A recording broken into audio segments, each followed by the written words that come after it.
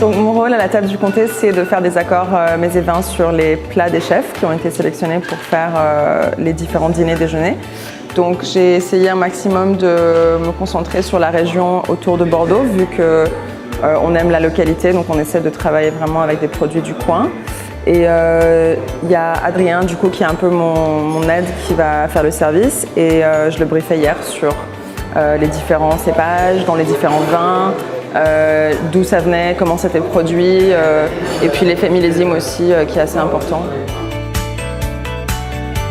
On ne peut pas vraiment aller sur des grosses trames de rouge tannique, ça ne marche pas avec le lait. Et du coup j'ai beaucoup travaillé sur des oxydatifs.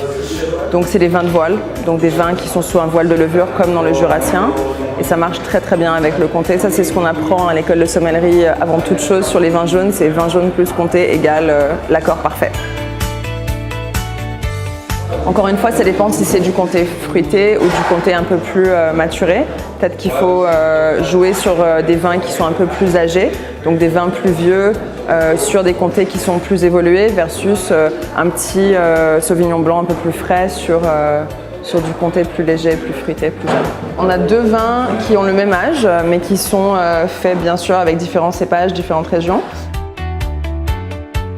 Le millésime 2000 était considéré comme un grand millésime à Bordeaux aussi, donc des grandes maturités sur les raisins, beaucoup de force en jeunesse. Et en l'occurrence là c'est génial parce qu'on trouve vraiment des notes un peu plus fumées, plus légères, l'acidité revient, on a moins ce côté tannique et riche et intense. C'est vraiment plus la subtilité, donc ça ne va pas prendre le dessus sur des plats où par exemple le fromage serait mis à l'honneur. Là, on est sur un vin de voile. Je pense que vraiment, on est sur quelque chose qui va parfaitement avec le comté.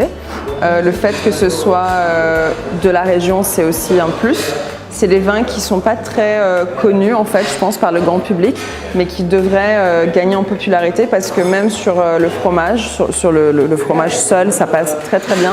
Il y a un côté qui est, on dirait que ça va être liquoreux, mais en fait, c'est super sec. Il y a beaucoup d'acidité, il y a de la minéralité, il y a de la complexité. Donc sur des fromages plus maturés, c'est top. Et aussi sur des plats où le comté est mis de l'avant avec d'autres saveurs fortes.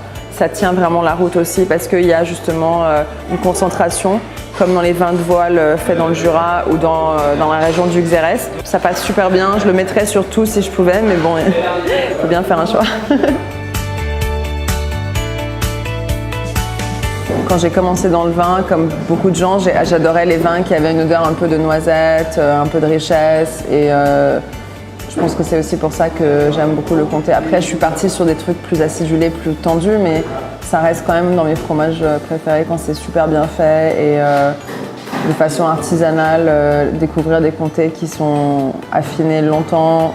Finalement, la qualité du produit est tout souvent transmise par la personne qui le fait avec passion. Donc, j'adore pour cette raison.